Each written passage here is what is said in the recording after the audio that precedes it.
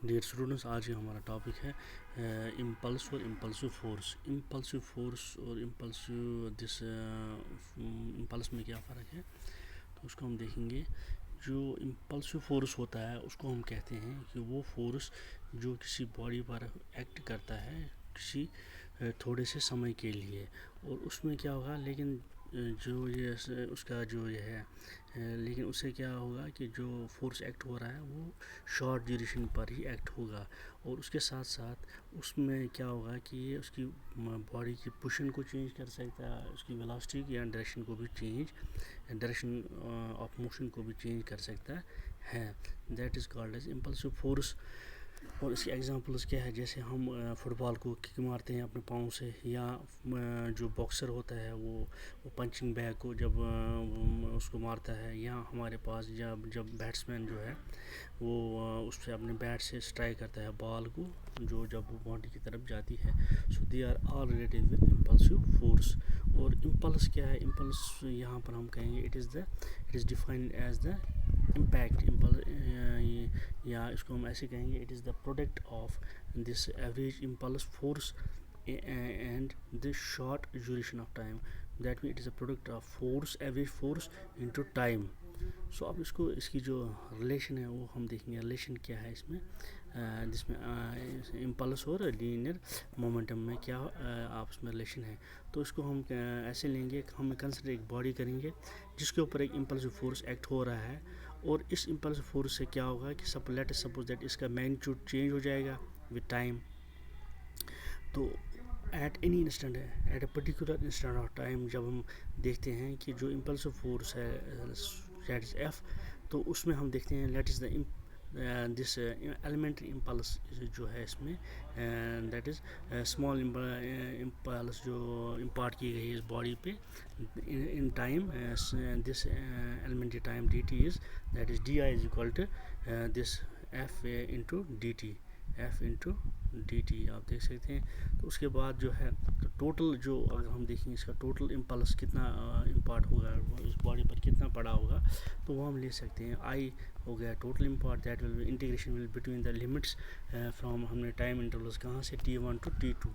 So within the limits ये आ गया T1 to T2 F into d T.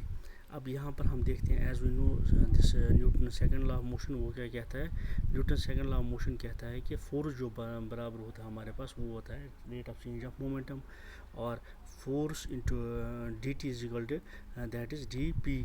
और यहाँ पर हम सबस्टिट्यूट करके इसको हम लिख सकते हैं, यहाँ पर एफ इंटू डी टी के बदले लिखेंगे आई, और डी पी को हम इंटीग्रेट अगर हम करेंगे that will be equal to within the limits p I into this, suppose यहाँ जो है मोमेंटम चेंज हो रहा है फ्रॉम P1 टू P2।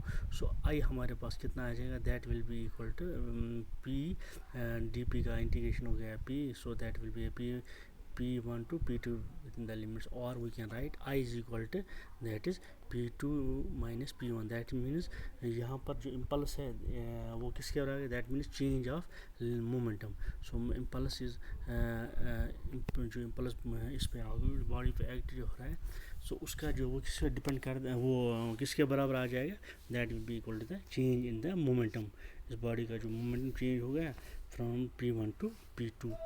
अब यहाँ पर हमारे पास अगर हम ग्राफ देखते हैं, तो हम ग्राफ जो हमने प्लॉट किया हुआ है, इस ग्राफ में हम देखते हैं कि जो वर्टिकल एक्सिस है, तो यहाँ पर हमने इम्पल्सिव फोर्स एफ है, और टाइम इंटरवल क्या लिया हुआ है, दैट इज़ दिस टाइम को हमने दिस हॉरिजॉन्टल एक्सिस में लिया है। तो यहाँ पर जो हमारे पास जो एरिया आ गया है, दैट विल बी जो इसके अंदर है एनक्लोज एरिया जो है इम्पल्सिव फोर्स और टाइम ग्राफ के बीच में, between the limits between the time intervals T1 to T2।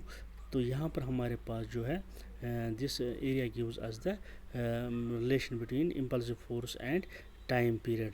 और इसमें क्या होगा कि आप देख सकते हो कि जितना हमारे पास एज पर दिस ग्राफ, जितना हमारे पास टाइम इंटरवल ज़्यादा बढ़ेगा, तो उसी अकॉर्डिंगली जो है फोर्स जो होगा, इम्पल्सिव फोर्स जो होगा, तो वो कम हो जाएगा।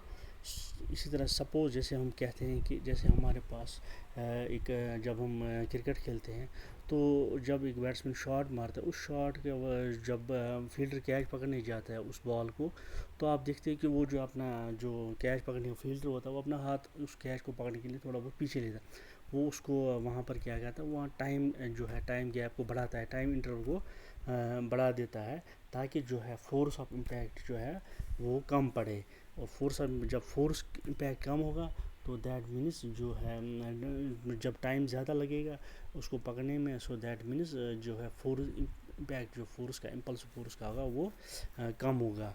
सो जितना हम फोर्स ज़्यादा होगा तो टाइम इंटरवल उसका टाइम जो है वो टाइम गैप जो है वो कम हो जाएगा। तो यहाँ पर भी हमने इस ग्राफ में यही देखा है, देख रहे हैं कि जितना हम टाइम को बढ़ाएंगे, टाइम को एक्सटेंड करेंगे, तो फोर्स जो है वो कम हो जाए, इसका इम्पल्स फोर्स का इम्पैक्ट जो है वो कम हो जाएगा। उसी एग्जांपल के तहत जैसे हम जो मैंने कहा, या दूसरा हम लेते हैं जैसे गाड़ियाँ जो है उनमें आप देखोगे हमारे पास चाहे 4 व्हीलर या 2 व्हीलर, उसके अंडर जो हमने लगाए होते हैं शॉक एब्जॉर्बर्स, वो क्या काम करते हैं, वो जर्क्स को बचाने में मदद, इम्पैक्ट उसका कम कर देते हैं, ताकि वो जो है उस पर गाड़ी का जो है वो इम्पैक्ट शॉक एब्जॉर्बर्स का जो उसको इम्पैक्ट जो है कम है, इम्पल्स फोर्स का जो इम्पैक्ट है वो कम हो जाए, और जो है उससे गाड़ी का नुकसान नहीं हो। या हमारे पास जो ट्रेन्स में आपने देखा होगा बफर्स लगे होते हैं उसके बोगीज़ में, तो वो जो है वो बफर्स भी क्या काम करते हैं, जो उनके डब्बों के साथ में लगे होते हैं, तो वो जो जर्क्स लगाना उसके जर्क्स को कंट्रोल करने में वो मदद करती हैं। तो ये आज का टॉपिक था, होप आपको ये समझ आया होगा।